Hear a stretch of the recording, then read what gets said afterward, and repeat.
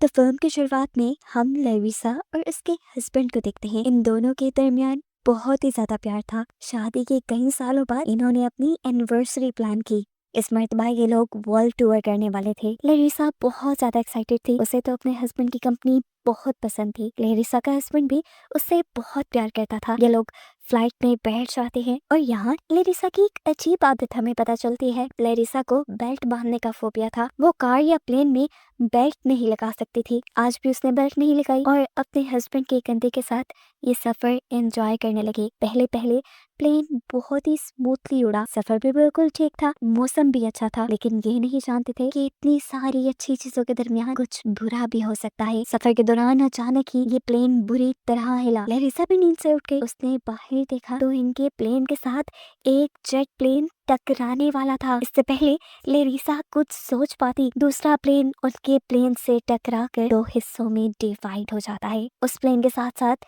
इनके प्लेन का इंजन भी तबाह हो गया।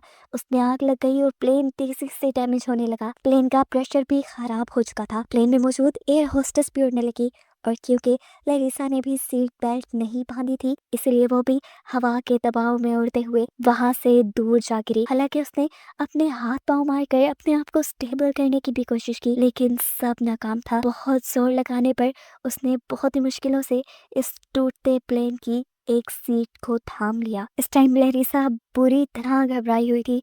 वो किसी तरह आगे जाकर अपने हस्बैंड के साथ मिलके बैठना चाहती थी, लेकिन तभी अचानक प्लेन के बैक साइड में भी एक जोरदार धमाका होने की वजह से वो पिछला हिस्सा क्रैश होकर नीचे जमीन पर गिर जाता है। पिछला हिस्सा नीचे गिरने के बावजूद भी प्लेन का अगला हिस्सा, जिसमें इस वक्त लरीसा थी, वो हवा में तेजी से उड़ रहा था। लरीसा को किसी चीज की परवाह नहीं थी।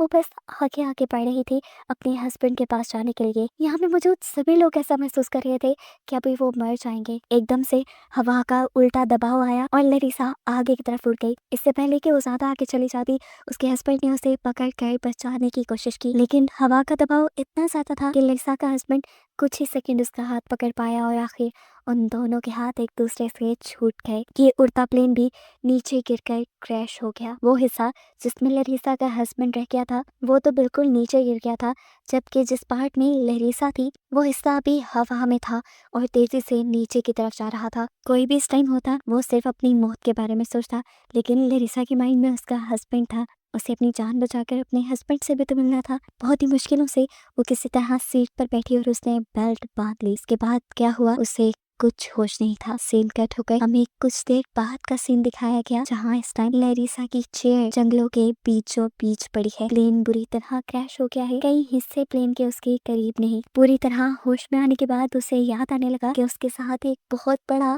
प्लेन क्रैश का हादसा हुआ था। ये चीज याद आते ही उसे अपनी टांग में भी शदीद दर्द महसूस हुआ। उसने जब नीचे देखा तो उसकी टांग की बुरी हालत थी। एक बहुत बड़ा लोहे का रॉड उसकी टांग में स्टैब हुआ था और ये सच भी बहुत क्रीपी सीन है। उसकी टांग की हालत इतनी बुरी है कि देख ही नहीं जा रही। लरीसा को भी पता है कि वो इस हालत के साथ चल नहीं सकती। उसने बहुत ही हिम्मत की और दोनों हाथों से पकड़कर रॉड को अपनी टांग से बाहर खींच निकाला। हालांकि इस टाइम उसकी जान निकल गई थी। उसकी चीखों से ये पूरा जंगल गूंज उठा। रॉड के निकलते ही खून तेजी से बहने लगा। खून को रोकने के लिए उसने अपनी स्कर्ट फाड़ी और पट्टी कर ली, लेकिन इतनी सी पट्टी भी उसके बहते खून को कंट्रोल नहीं कर पा रही थी। अपने आप को बचाना था तो उसे उठकर आगे बढ़ना था। उसने उठने की कोशिश तो की, लेकिन वो इतने दर्द में उठ नहीं पाई थी। उसे उम्मीद थी कि इस टाइम तक कुछ रेस्क्यू करने के लिए लोग यहाँ आ ही चुके होंगे, इसीलिए उसने जोर जोर से मदद के लिए आवाज लगाना शुरू की, लेकिन बदकिस्मती से यहाँ तक अभी कोई नहीं पहुंचा था। हिम्मत करके वो खुद उठी और उसे किसी का पीछे साया दिखाई दिया।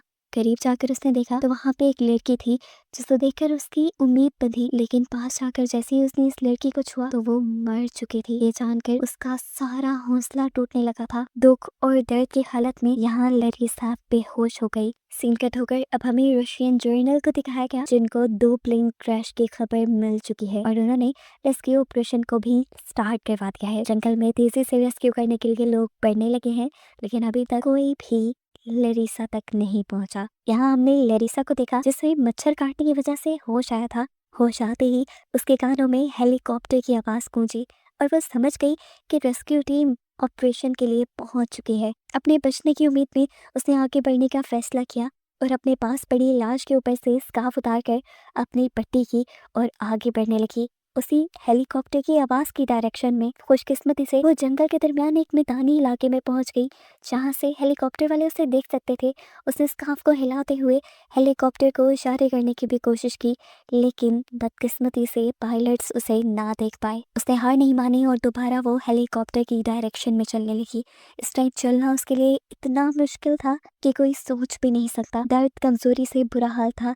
चलते हुए उस रास्ते में एक टेडी मिला। उसे ये टेडी भी किसी खजाने की तरह लग रहा था, और वो क्यों, ये अभी हमें पता चल जाएगा। उसने टेडी के ऊपर से बैज उतारा और उसकी पिन को स्ट्रेट किया, जिसके बाद उस पिन को जोर से तेजी से रगड़ते हुए उसने एक पत्ते के ऊपर रख दिया।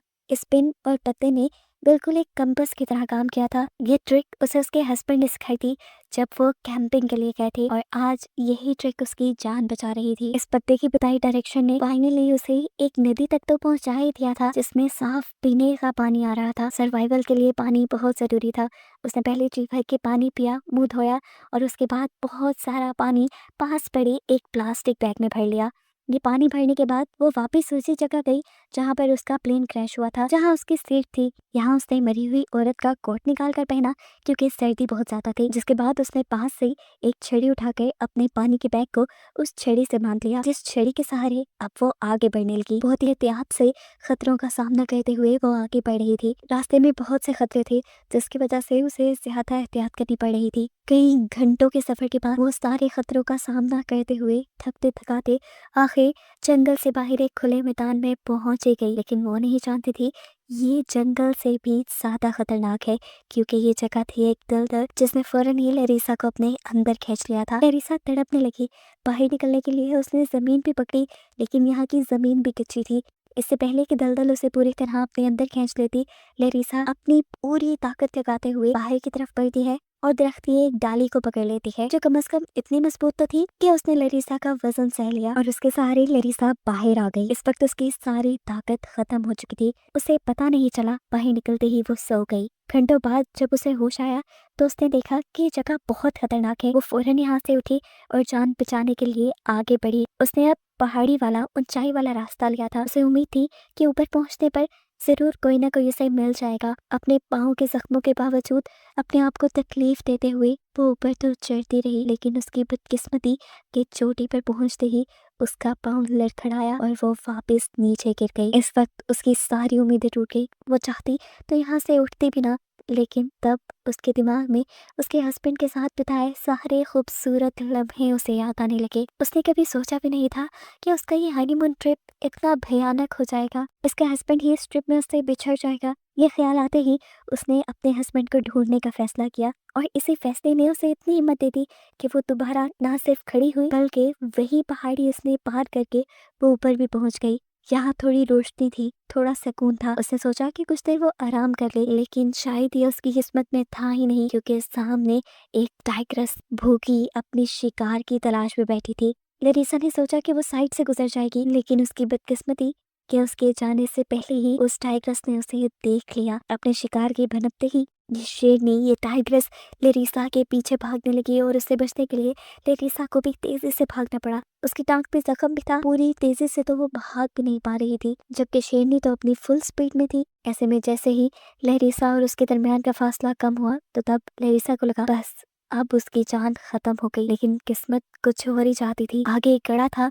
भागते हुए लरीसा डगमगा कर उस गड्ढे में गिर गई, जिस गड्ढे में वो शेरनी उसे ऐसे ही छोड़ गई। इस टाइग्रेस यानी शेरनी के यहाँ से जाते ही उसने गड्ढे से निकलकर दूसरी तरफ चढ़ाई शुरू कर दी। ये एक ऊंचा पहाड़ था। वो जब इसके किनारे पर पहुंची तो उसकी खुशी का ठिकाना नहीं रहा, क्योंकि पहाड़ की चोटी की दूसरी तरफ उसे प्लेन का वो हिस्सा नजर आ रहा था जिसपे उसके हस्बैंड थे। अपने हस्बैंड को मिलने की एक्साइटमेंट में उसने कुछ नहीं सोचा और तेजी से पहाड़ी से नीचे उतरने लगी। ठंडे नदी के पानी में उसने पाँव रखे और आगे बढ़ गई। लेकिन ये नदी पार करना उतना भी आसान नहीं था जितना उसने सोचा था।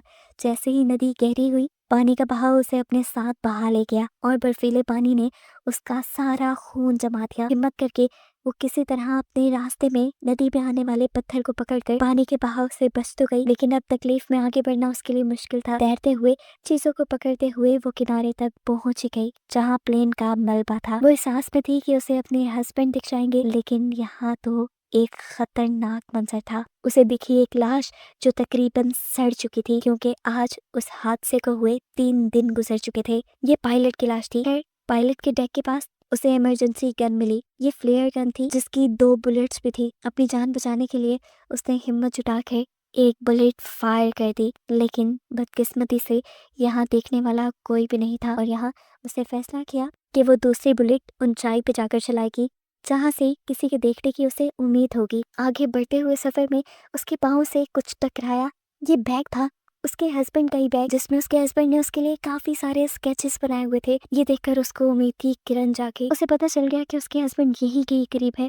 पहले तो वो इन पिक्चर्स को देखती रही और फिर सब कुछ छोड़कर उसने अपने हस्बैंड को ढूंढना शुरू किया और फाइनली उसे उसके हस्बैंड मिल भी गए। दूर अभी तक वो एक प्लेन के चेयर पे बैठा था। उसे गले से लगाते ही लरीसा की आंखों में आंसू आ गए थे। उसे वो सुकून महसूस हुआ था जो 3 दिन से उसने देखा तक नहीं था। तेजी से उसने अपने बैग से अपनी वेडिंग रिंग निकाली और उसके हाथ में पहना दी। ये दोनों रिलैक्स होकर यहीं सो गए और थोड़ी देर बाद जब लरीसा की आंख खुली तो उसे पता चला ये सब जो उसने देखा था वो उसका ख्वाब था और यहाँ जो उसके हस्बैंड की बॉडी थी वो एक डेड बॉडी थी। ये एहसास होते ही वो इतनी जोर से चिल्लाई कि पूरा जंगल गूंज उठा। उसका रोना पीटना किसी को सुनाई नहीं दे रहा था। इसी दौरान हम देखते हैं कि हेलीकॉप्टर भी उसी नदी की तरफ उतरने लगा था जिसके आसपास लरीसा थी। हेलीकॉप्टर की आवाजें भी अब उसे सुनाई दे रही थी। उसने हिम्मत जुटाकर अब पहाड़ी के ऊपर चढ़ना शुरू किया ताकि वो एक फ्लेयर गन चला पाए। वहां चढ़कर उसने पूरी हिम्मत से फ्लेयर गन चला तो दी, लेकिन उसके बाद वो खुद निढाल हो गई।